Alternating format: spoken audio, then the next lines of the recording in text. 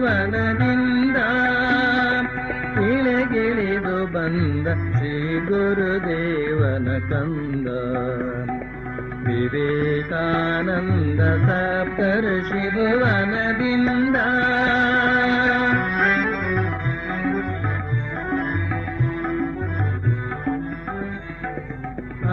ಆತ್ಮಜ್ಞಾನದ ಕಾಂತಿ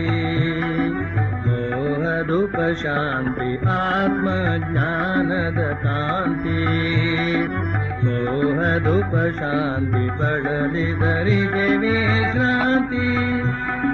ಪಡಲಿದರಿಗೆ ವಿಶ್ರಾಂತಿ ಈಗಿರುವೆ ಭ್ರಾಂತಿ ಬಳಲಿದರಿಗೆ